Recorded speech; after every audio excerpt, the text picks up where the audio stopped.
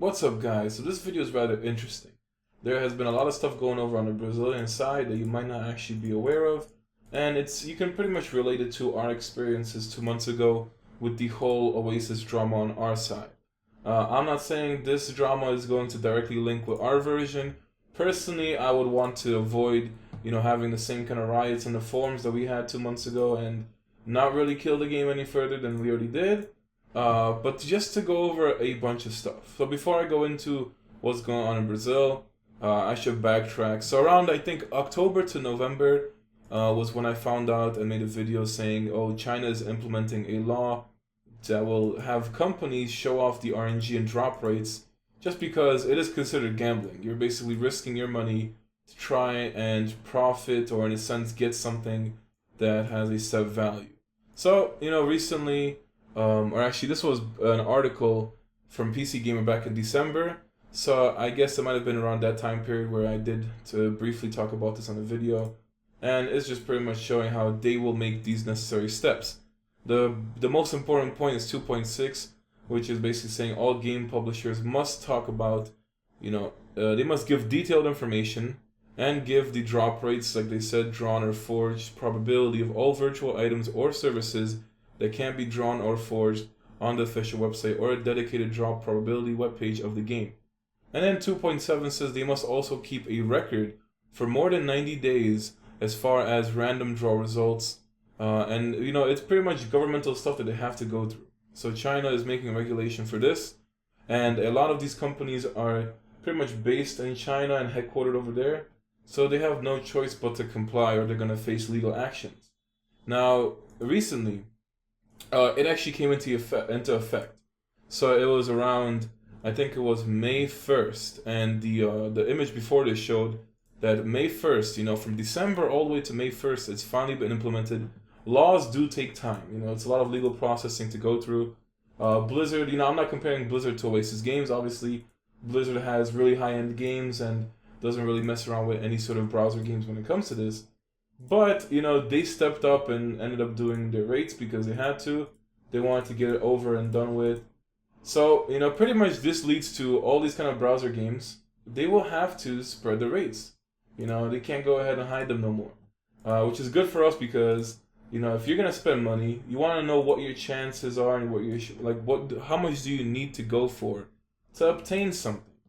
Now, I found this on the forums a few days ago, and thanks to Franco from basically translating all this. Now, apparently the Chinese Naruto Online, so this is the Chinese Naruto Online drop rates and percentages, thanks to Franco, who basically translated this and made it in simpler terms, because I think he said that China only published percents, but nobody has ever drawn a super rare with one seal scroll just right off the bat. So I guess he made it into terms that seem a lot better. And it goes from here to show you sealed treasure rares apparently have a 2% chance, which equivalates to 50 seals over there.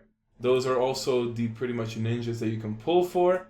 A super rare, which is Sasori 100 Puppets and Hashirama from Sealed Treasure, 1,000 seal scrolls.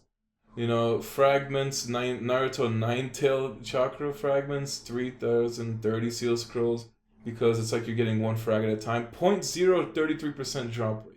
And it goes on. Tendo Treasure has, Sage Naruto, like, what is this? I really don't understand. You're getting fragments. So that's why it's, like, different. When you see fragments, you're only getting one fragment at a time. And in order to obtain a full ninja, which is basically going to be 80 fragments, will take these many seals. And it goes on to show you, Raikage Susanoo Sasuke 1,000 seal scrolls, 0.1%.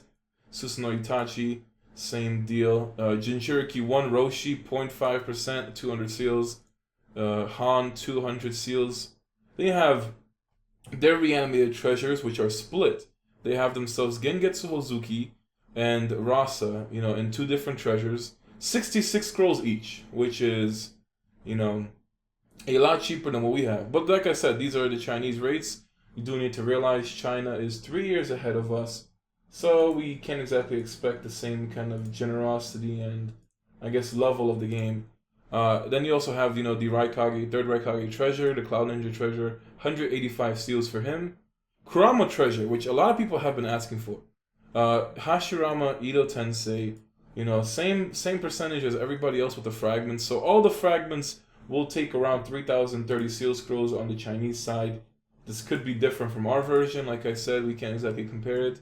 Kurama, Naruto, and Madara 1,000 each. Rares are around 64 seal scrolls each. So it's interesting to see these drop rates. It really is.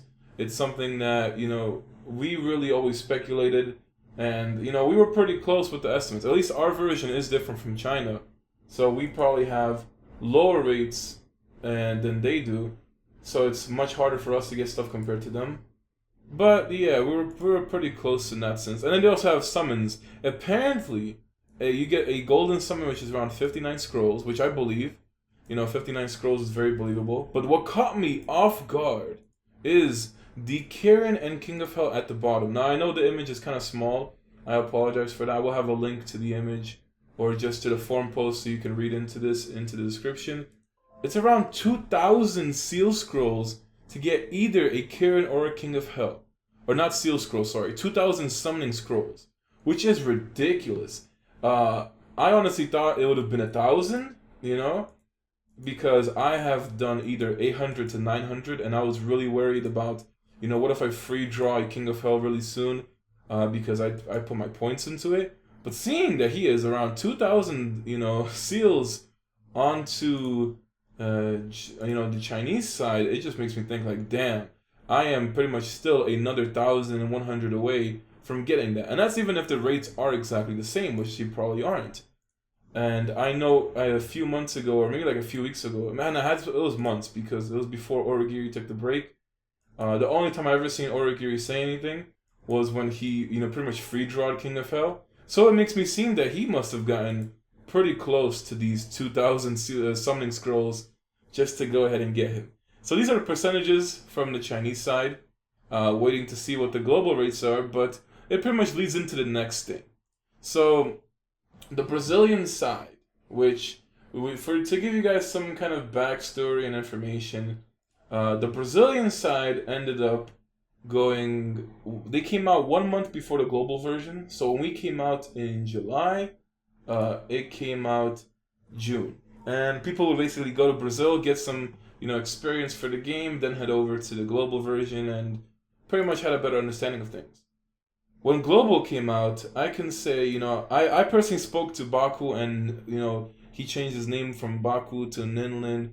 You know, he was the strongest person in Brazil. I'm not sure if he's still that way because I haven't talked to him in a few months. But I had, you know, long conversations with him about the game and how stuff is going over there. He has told me that the updates in Brazil are really slow, really lacking. I think Brazil just got 2.0 at the end of March. So like by beginning of April, they finally got 2.0. So it's been neglected with updates. Baku also told me about, you know, pretty much he assumes a lot of the top players or just players in general were using illegal methods of recharging just to get more ingots and get ahead in the game, which is crazy, you know. It's basically a very unfair version to play in, because if people want to play fair, there's going to be people, you know, abusing exploits to get ahead, and at the same time, there's just not enough updates going out to keep the game entertaining and keeping on the long run. Now, this one thing has been popping up everywhere for the last few days, on my videos, in the comments, as well as on the stream. I see the word, you know, Naruto Online Utopia pop up. And when I was looking through the comments, someone said to head over to this YouTube channel, and pretty much the videos on there explain it. So I will have the videos linked just so you guys can get awareness of it. I'm not here trying to say people should, you know, start up the riots again like it happened 2 months ago. I honestly want to avoid that. But everyone should get these things, you know, everyone should be aware of it. That's something we all need to pay attention to. So, you know, I'm just trying to put some sort of gameplay in the background, but this is mostly a video for you guys to look at the stuff and pretty much just listen. So, this is what the Brazil Naruto Online Utopia is, that everyone has been talking about.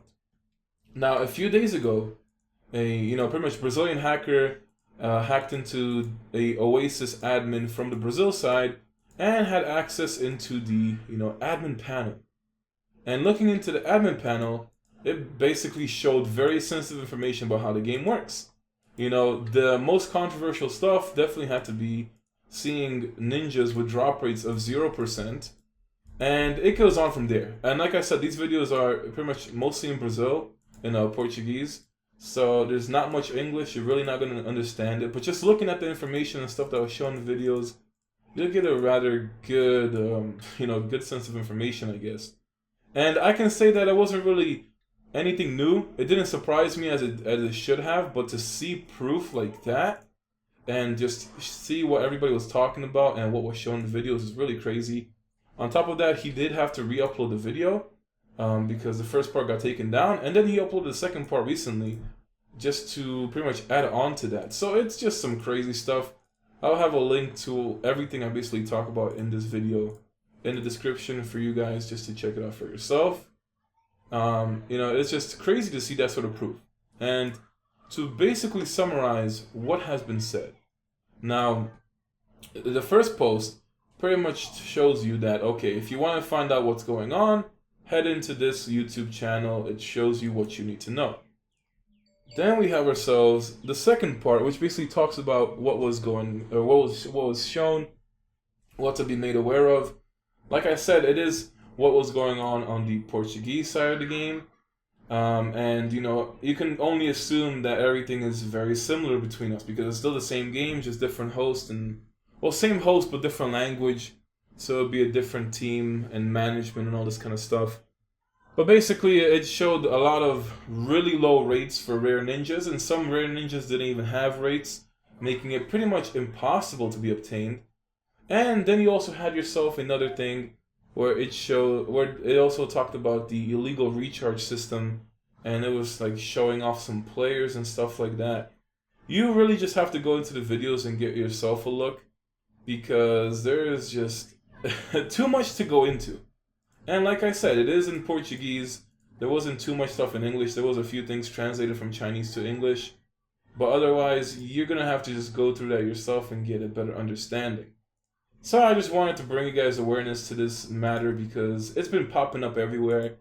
Finally took some time to look into it more and find out as much as I can, and pretty much everything I'm able to know about it right now. Hopefully you guys can pretty much fill in any more info that I missed out in the comments, especially people from Brazil and who speak Portuguese can explain it further, because yeah, gringos don't have it easy out here. So it's just really crazy to find out what's been happening. Really don't want this to be a repeat of 2.0, or not 2.0, but the Oasis drama from 2 months ago. But what makes it even worse is that the Brazilian forums have been closed down because of this, and a lot of people have been getting banned, and forums threads have been getting deleted. There's just been total chaos on the Brazilian side, which just makes you wonder what's going to happen exactly. So pretty much just wanted to fill you in with all this information. You guys can pretty much have your own opinions about it. Make sure you check out the stuff in the description below. I'm curious to see what's going to happen with the game after this, to be honest.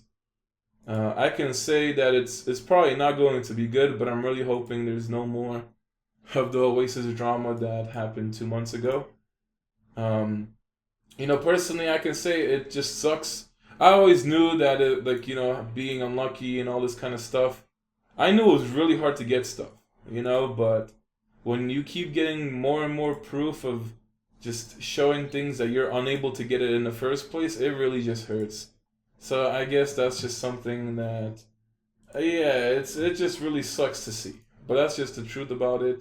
Hopefully this new law about RNG from China is a step forward to finally put an end to this kind of stuff, because everyone knows it's a business, you need to make money, but to treat your community and people that play the game like that is really messed up on so many levels. It just goes beyond ethics, and it's just so immoral. It's really just, wow, it's just crazy. But that's everything for today. Just wanted to talk about this and give you guys all the information I had.